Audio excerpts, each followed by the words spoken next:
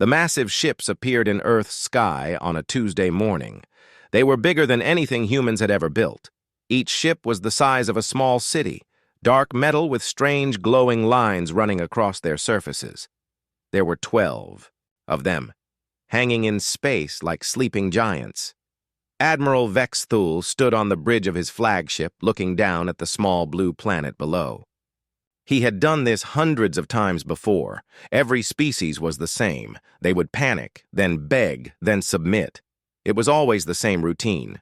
His communications officer, a thin creature with 4 arms and gray skin, looked up from his station. "Admiral, we are receiving multiple signals from the planet. They seem confused and frightened." Vexthul smiled, showing rows of sharp teeth. The hegemonic empire of Zethkar had ruled this part of the galaxy for 3,000 years. They had conquered over 200 worlds. Earth would be number 201. "Open a channel to their leaders," he ordered. "Let us get this over with." The main screen flickered to life. Instead of the usual collection of terrified leaders, Vexthul saw something different. A calm human woman sat behind a simple desk. She had dark hair pulled back and wore a plain blue uniform. Behind her was a wall with a strange symbol, a circle with lines pointing in all directions. "I am Admiral Vexthul of the Hegemonic Empire," he announced in his most threatening voice. "You will surrender your world immediately." The woman nodded politely. "Hello, Admiral. I am Director Chen of the Contingency Protocol Office. We have been expecting you." Vexthul paused. That was not the response he usually got. Most species either screamed or tried to negotiate. This human seemed almost prepared. "Expecting us?" he asked. "Of course," Director Chen replied. "We have been monitoring your empire's expansion for quite some time. We know about your tribute system and your methods." The Admiral felt slightly annoyed. This was taking longer than usual. "Then you know what comes next. You will submit to Imperial rule. You will provide 70% of all your resources annually. You will supply workers for our construction projects. You will disarm your military completely. If you refuse, we will destroy your world."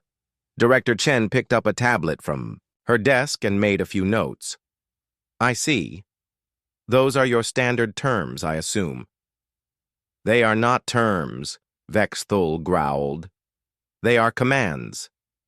"Of course, my apologies," she said, still calm. "And if we agree to these commands, what guarantees do we have for the safety of our people?" Vexthul laughed. It was a harsh sound that echoed through his bridge. "You have the guarantee that you will live to serve the Empire. That is more than many species receive." Director Chen nodded and made another note.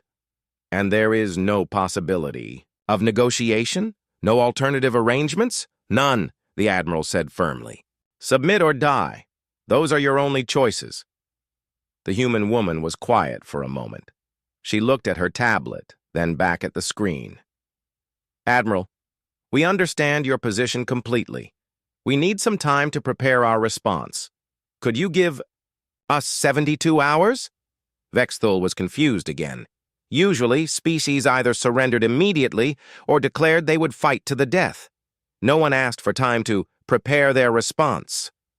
"What is there to prepare?" he demanded. "You submit, or you die."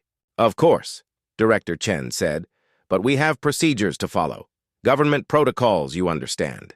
We need to inform our population and organize the transition. Surely the Empire appreciates proper organization." The Admiral considered this. It was true that organized surrenders were easier to manage, and 3 days was nothing to an Imperial fleet. "Very well. You have 72 hours. After that, we expect your complete surrender." "Thank you, Admiral. We will contact you exactly 72 hours from now with our response." The transmission ended. Vexthul stared at the blank screen for a moment, then turned to his bridge crew. "Strange species," he muttered, "but at least they are not stupid enough to fight." His tactical officer, a large creature covered in spikes, rumbled in agreement. They seem to understand their situation, Admiral. That is more than most. Indeed, Vex Thul said. Send word to Imperial Command. Earth will submit within 3 days. We can move on to the next system by the end of the week. Down on Earth, Director Chen turned off the communication device and walked to the window of her office. She could see one of the alien ships hanging in the sky above the city. People on the streets below were pointing at it, but they did not seem panicked. They seemed almost excited. Her assistant, a young man named Marcus, entered the room. Director, all department heads are ready for the briefing. Good, she said, turning away from the window. Activate Protocol 7 immediately. Begin Phase 1 evacuations in all major cities. I want the first wave of ships launched within 6 hours. Yes, ma'am. What about the Admiral's deadline, Director? Chen smiled for the first time since the aliens had arrived. Oh, we will definitely have a response ready for him in 72 hours. I think he will find it very interesting. Marcus grinned. Should I send the activation codes to the colonies? Already done, she replied. Our friends out there have been waiting for this day for a long time. Tell them it's finally time to go home.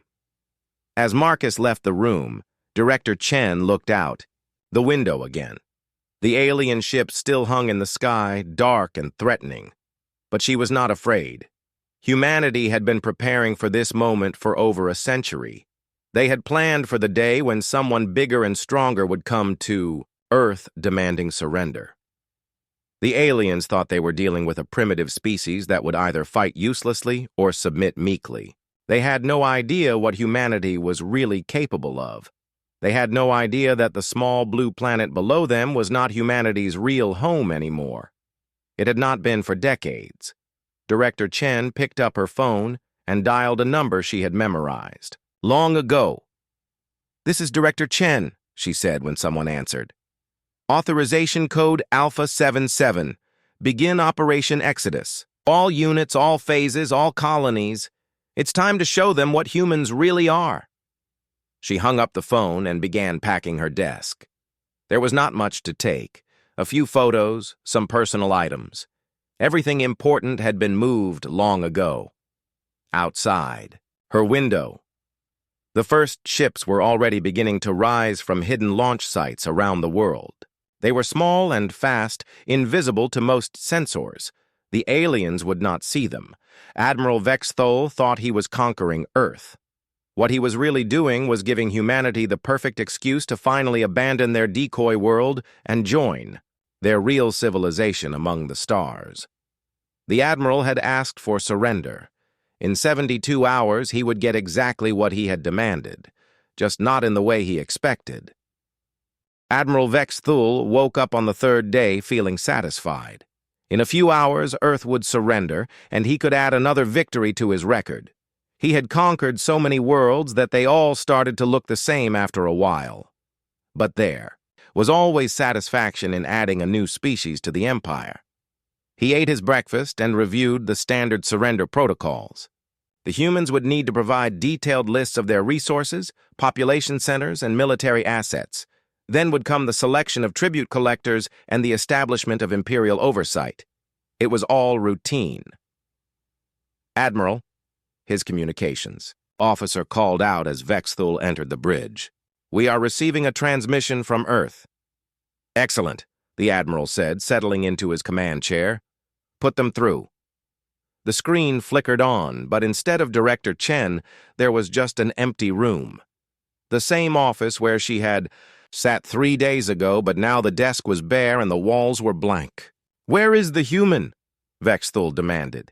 His communications officer worked frantically at his controls. Sir, this appears to be an automated message. There is no one actually transmitting. The screen changed, and text appeared in several languages, including the Empire's standard tongue.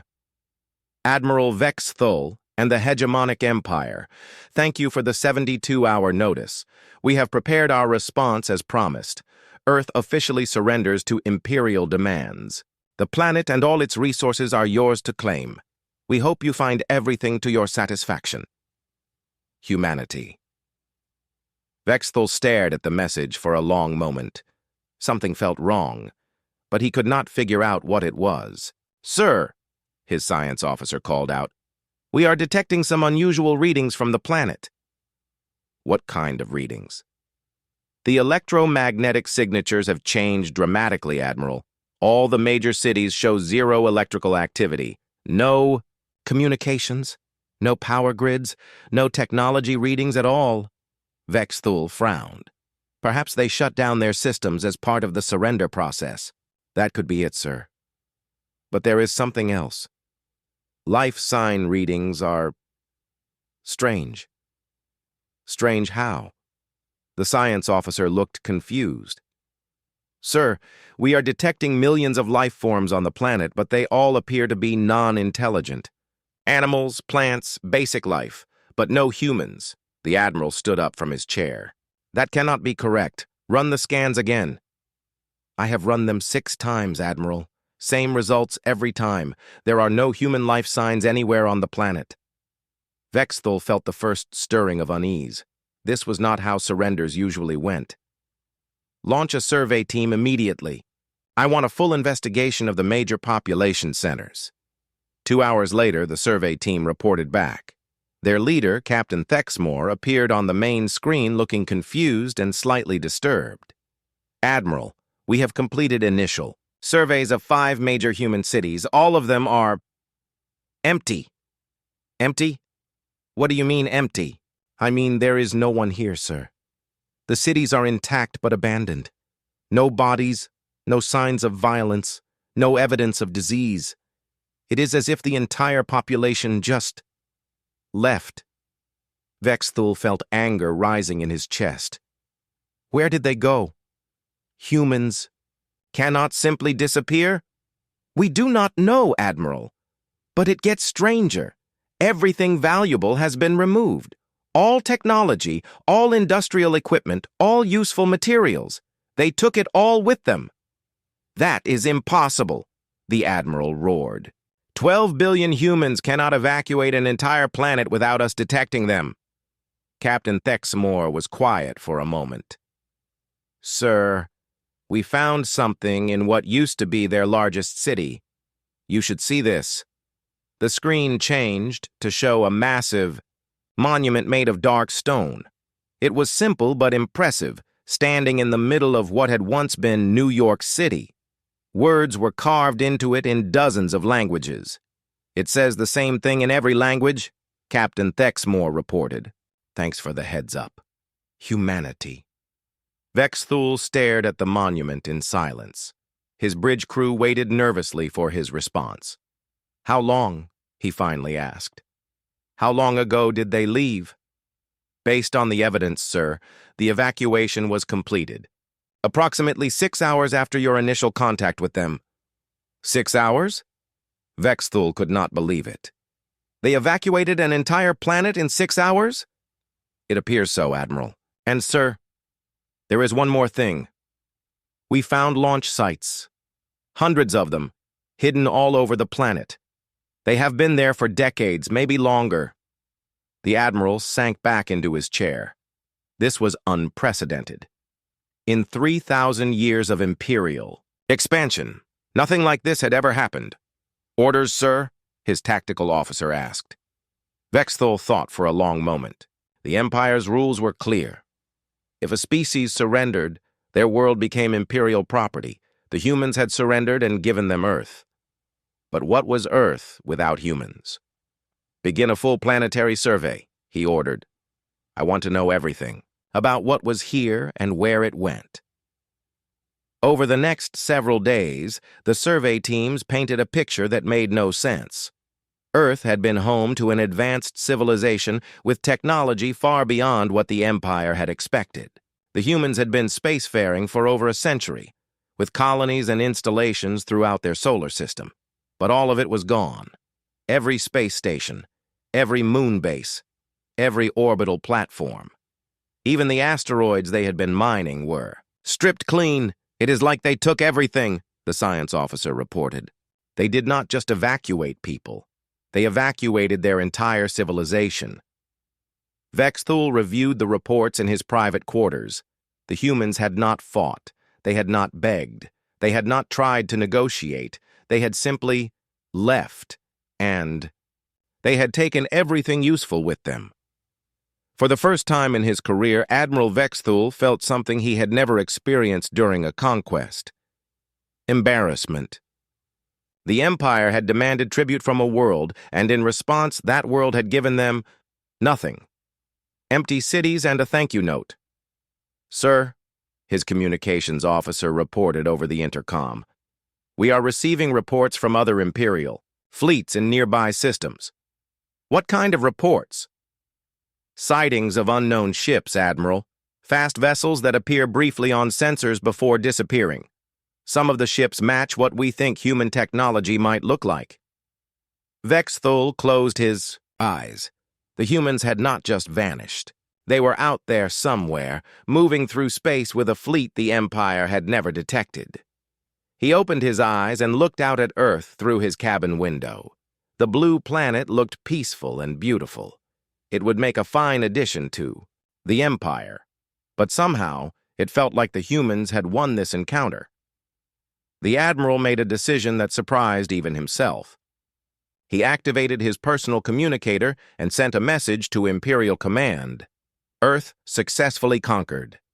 Human species relocated beyond Imperial space.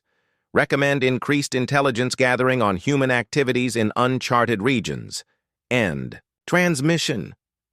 It was not exactly the truth, but it was better than admitting that 12 billion humans had outsmarted the entire hegemonic empire. 6 months after Earth's empty surrender, Admiral Vexthul found himself in an unfamiliar position. Instead of celebrating another conquest, he was hunting ghosts across the galaxy. Imperial Command had not been pleased with his report about Earth. An empty planet was worthless to the Empire. They wanted tribute, workers, and resources. What they got was a blue world full of animals and abandoned cities. "Admiral," his intelligence officer reported during the morning briefing, "we have another sighting." Vexthul looked up from his star charts. "Where?" "The Kepler 442 system. A mining station reported contact with human traders 4 days ago." 4 days ago? Why are we just hearing about this now?" The intelligence officer looked uncomfortable. The station administrator was reluctant to report it immediately. Apparently, the humans helped them solve a critical equipment failure before Imperial forces could respond to their distress call. Vexthul felt his anger building again. This was the 5th such report in 2 months. Every time Imperial forces arrived somewhere humans had been spotted, they found the same thing: empty space and grateful locals who spoke highly of their human visitors. "What did the humans want?" he asked. According to the station crew, the humans traded advanced medical supplies for basic raw materials and information about Imperial fleet movements. "Information about our movements?" Vexthul stood up sharply. "That is espionage." "Yes, sir. But the station administrator claims the humans were just making conversation. They seemed very interested in which systems the Empire was planning to visit next." Vexthul walked to the star map on his wall. Red pins marked every reported human sighting. The pattern was becoming clear, and he did not like what it showed. The humans were not running randomly through space. They were moving with purpose, always staying ahead of Imperial fleets, and everywhere they went, they made friends. "Sir," his communications officer interrupted, "priority message from the 4th Fleet." "Put it through." Admiral Kefatal appeared. On the screen, his scaled face showing unusual concern. "Vexthul, we need to talk. Have you encountered anything strange in your sector?" "Define strange," Vexthul replied, though he suspected he knew what his colleague meant. "Ships that should not exist. Technology that makes no sense. Species that suddenly have weapons far beyond their previous capabilities." Vexthul felt his stomach sink. "You have seen humans?" "Humans. Those primitives from Earth? No. I have not seen any humans. But 3 species in my sector have suddenly developed. shield technology that is superior to our own. When I demanded an explanation, they claimed they developed it themselves. But you do not believe them. Kefetal's laugh was bitter. The Vrex went from stone tools to energy shields in 6 months, Vexthul. Unless they discovered some miraculous new form of evolution, someone helped them. After the call ended, Vexthul stared at the star map for a long time. The pattern was worse than he had thought. The humans were not just running away, they were building something. His tactical officer approached nervously. Admiral, we have new orders from Imperial Command. Vexthul read the message and felt his mood darken further. The Empire was assigning 3 more fleets to hunt down the human refugees. They were treating it as a major security threat. Prepare the fleet for departure, he ordered. We are going to follow their trail more aggressively. Over the next several weeks, the hunt intensified. Imperial fleets chased human sightings across dozens of star systems. But it was like trying to catch smoke. Every lead went cold. Every trail ended at empty space. Then they started finding the camps. The first one was discovered by the 7th Fleet in an asteroid field near Proxima Centauri. It was clearly a temporary human settlement, prefabricated buildings, mining equipment, and clear signs of recent habitation. But like everything else, it was abandoned. How many people were here? Admiral Zekthor asked his survey team. Based on the facilities, sir, approximately 50,000 humans lived here for several months. 50,000? How did they hide 50,000 people in an asteroid field? The survey leader looked at his scanner readings. Sir, this entire asteroid field has been modified. They hollowed out rocks, built hidden chambers, created artificial gravity systems. This was not just a camp. This was a city. Zekthor felt the same frustration that was plaguing Imperial commanders across the galaxy. Where did they go? Unknown, sir. But based on the equipment they left behind, they had at least 30 large ships capable of interstellar travel. The reports kept coming in. Hidden human settlements were discovered throughout the galaxy's outer regions. Some had housed hundreds of people, others millions. All were abandoned, but all showed signs of advanced technology and careful planning. Admiral Vexthul studied the growing database of human activities. What he saw made him deeply uncomfortable. The humans had not just evacuated Earth, they had evacuated an entire interstellar civilization that the Empire had never detected. Sir, his science officer reported, I have analyzed the technology we found at the abandoned human sites. What did you find? The humans possess faster-than-light communication systems that are far more advanced than ours. They have been coordinating activities across hundreds of light years in real time. Vexthul felt a chill run down his spine. Real-time communication across that distance is impossible. Apparently not, sir. We also found evidence of technologies we do not understand. Power systems that produce no waste heat. Manufacturing equipment that can build complex devices from basic elements. Medical technology that can regrow lost limbs. That level of advancement should have been detected decades ago. Yes, sir. Which suggests they deliberately hid their capabilities from us. The Admiral walked to his observation window and looked out at the stars. Somewhere out there, 12 billion humans were moving through space with technology superior to the Empire's. And they were sharing that technology with other species. Sir, his intelligence officer called out, incoming priority transmission from Imperial Command. The transmission was audio only, which meant it was classified at the highest levels. Admiral Vexthul, came the voice of Grand Admiral Thekvor himself. You are to cease your pursuit of the human refugees immediately. Vexthul was shocked. Sir, may I ask why? Because they are no longer refugees, Admiral. Intelligence reports indicate that over 40 species have joined what they are calling the Free Systems Coalition. All of these species have suddenly developed military capabilities that rival our own. The humans are building an alliance. More than that, Admiral, they are building an army, and according to our analysis, that army will be larger than ours within a year. Vexthul closed his eyes. The Empire had demanded tribute from one primitive world. In response, that world had vanished into space and started building a coalition capable of challenging Imperial dominance. "What are your orders, Grand Admiral?" "Return to Imperial space immediately. We need every fleet close to home." "The humans have stopped running, Admiral. Now they are hunting us."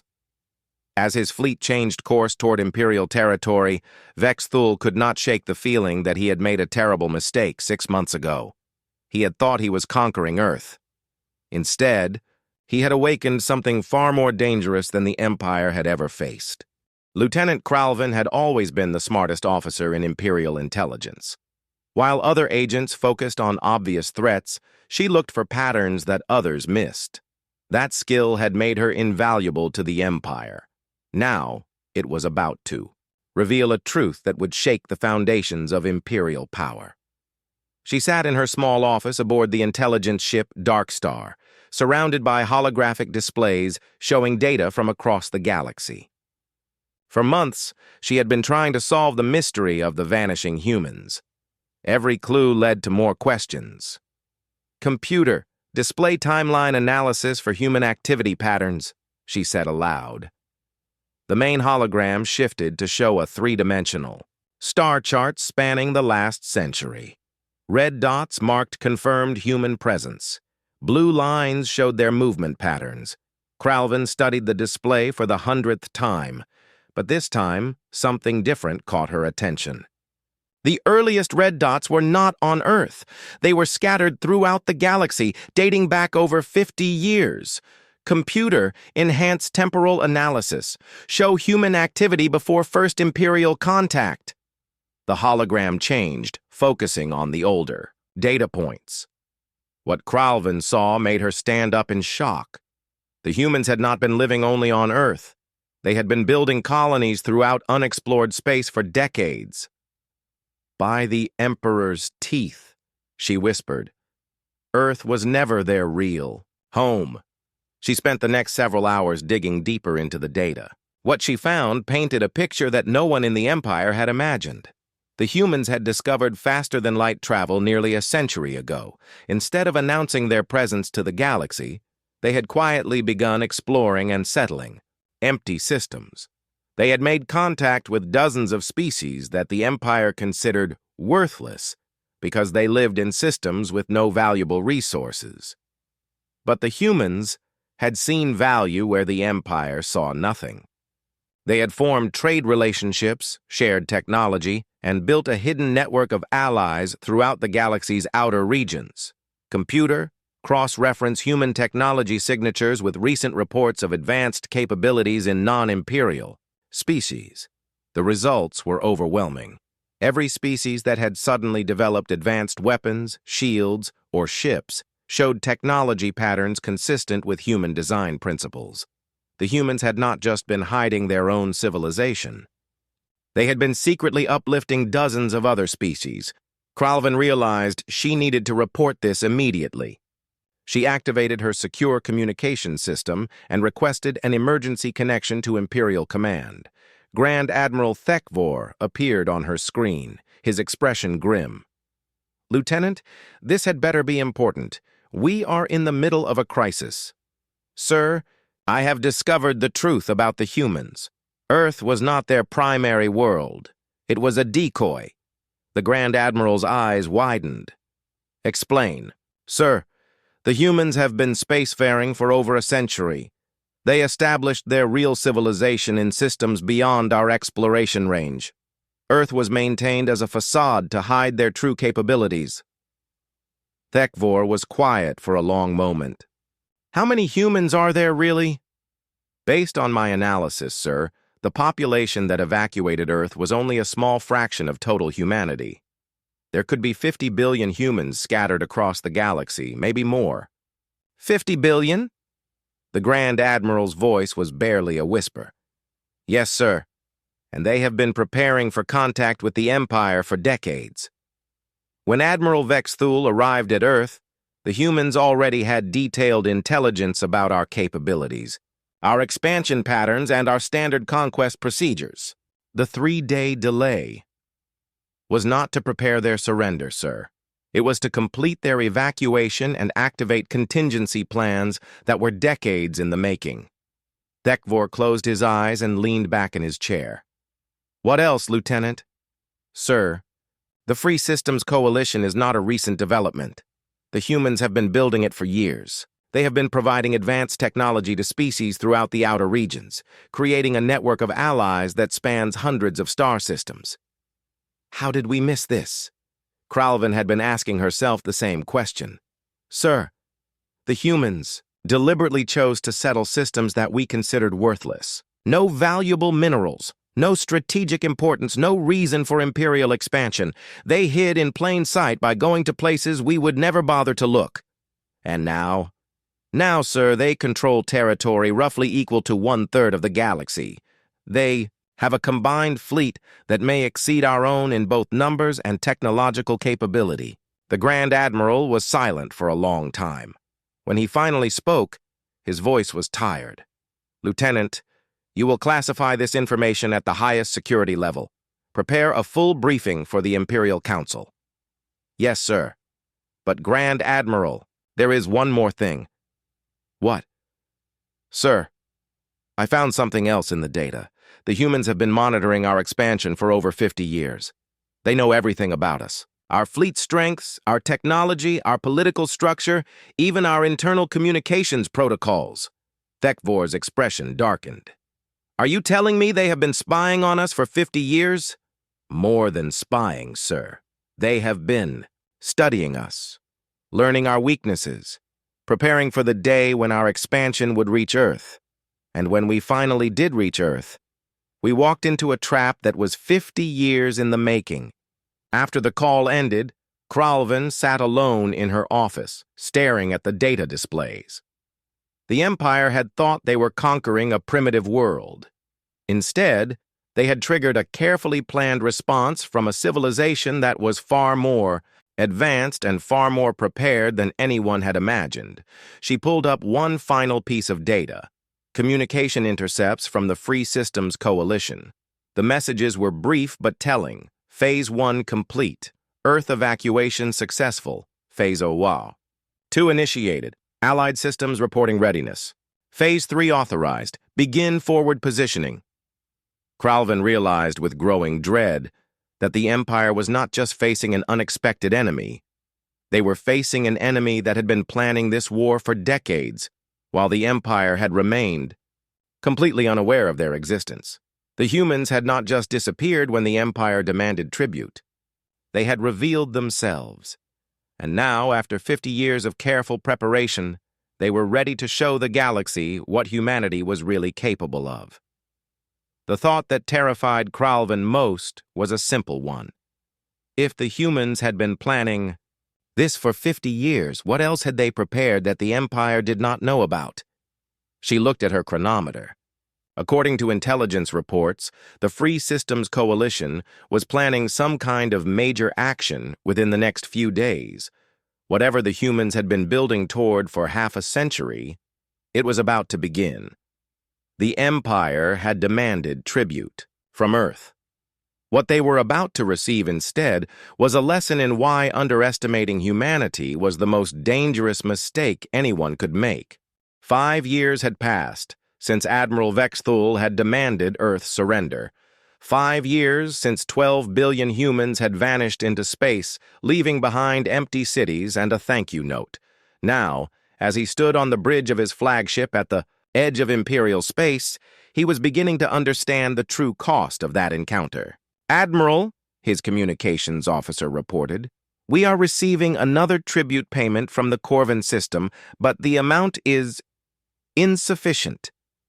Vexthul sighed. This was becoming a common problem. Species that had paid tribute faithfully for decades were suddenly becoming defiant. How insufficient? They are offering 20% of our demanded tribute, sir, and they are claiming they cannot provide more due to technical difficulties with their mining operations. Technical difficulties? Vexthul felt his anger rising. Send a fleet to remind them of their obligations. Sir, his tactical officer interrupted. The Third Fleet attempted that last month with the Vrex system. The Vrex had somehow acquired military shields that stopped our weapons completely. The fleet was forced to retreat.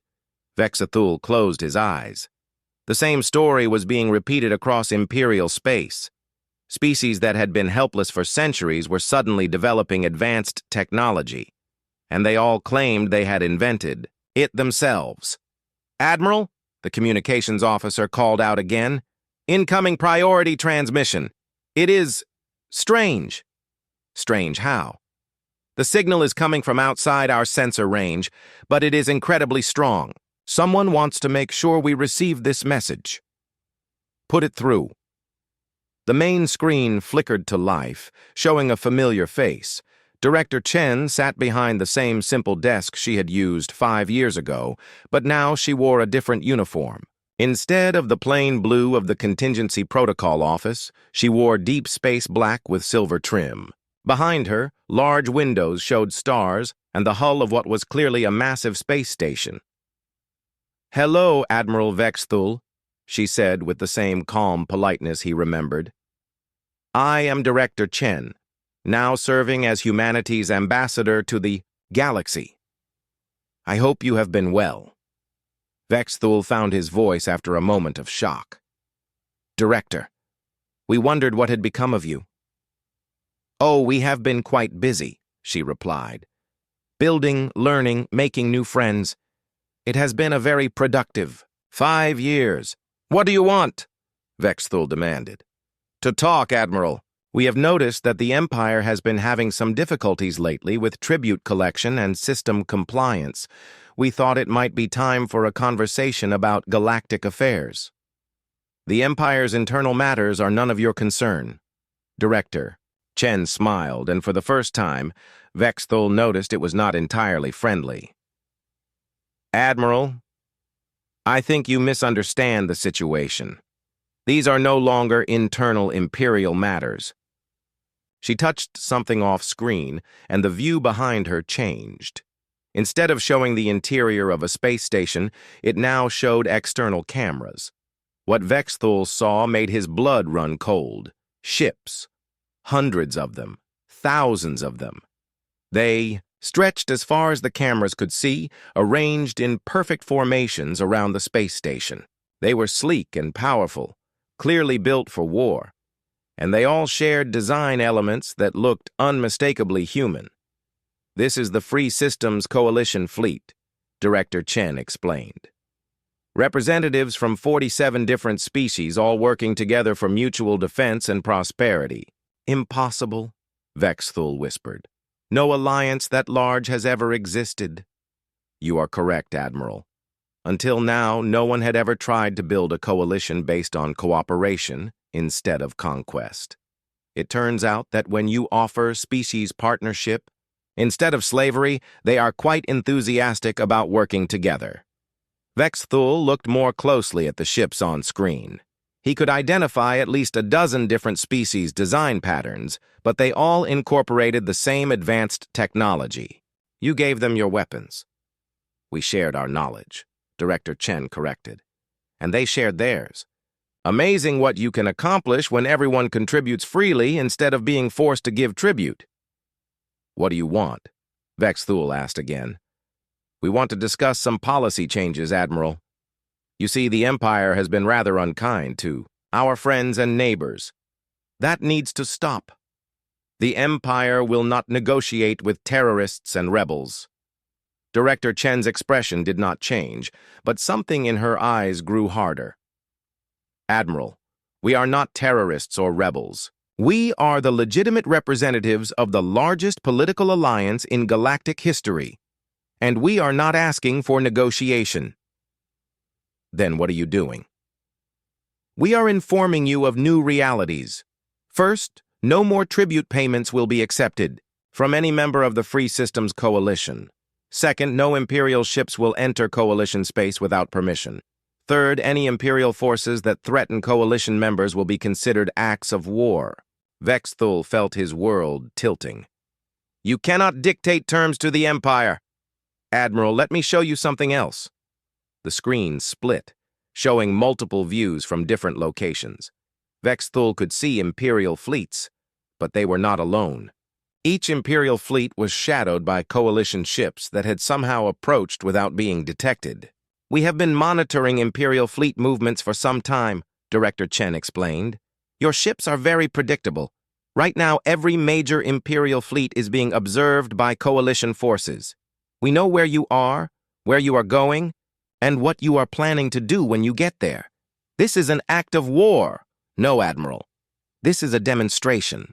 We want the Empire to understand that the galaxy has changed. You demanded tribute from one world 5 years ago. In response, that world went out and made friends with everyone you had been ignoring or oppressing." Vexthul stared at the screen, trying to process what he was seeing. "How many ships do you have?" "Enough, Admiral. More than enough. The Empire will never surrender to a collection of primitive species." Director Chen laughed, and the sound was genuinely amused. "Surrender? Admiral, we do not want the Empire to surrender. We want the Empire to evolve." "What does that mean?" "It means joining the galactic community as equals, instead of trying to rule it as conquerors. Think about it, Admiral. Your Empire spans maybe 1/3 of the galaxy. The Coalition represents another third. That leaves one more third that is unaligned but watching very carefully to see what happens next." She leaned forward slightly. "The Empire can choose to be part of a larger galactic community based on cooperation and mutual benefit, or it can choose to remain isolated and surrounded by neighbors who have better technology and no interest in paying tribute." Vexthul was quiet for a long moment. "And if the Empire chooses to fight? Then you will lose, Admiral. Not because we want to conquer you, but because you will be fighting alone against an alliance that believes in something better than domination." The transmission ended, leaving Vexthul staring at a blank screen. Around him, his bridge crew waited nervously for orders. "Sir," his tactical officer asked, "what are your commands?" Vexthul looked out at the stars and thought about what Director Chen had said. The humans had taken their tribute demand and turned it into an opportunity to reshape the entire galaxy. They had not just escaped Imperial conquest, they had made it irrelevant. "Send a message to Imperial Command," he said finally. "Tell them we need to talk. All of us. The galaxy has changed, and we need to decide how the Empire fits into this new reality." For the first time in 3,000 years, the hegemonic empire was going to have to consider the possibility that there might be a better way to live among the stars than simply taking whatever they wanted. The humans had given them exactly what they had demanded 5 years ago, a response to their tribute demand. It had just taken a little longer than expected,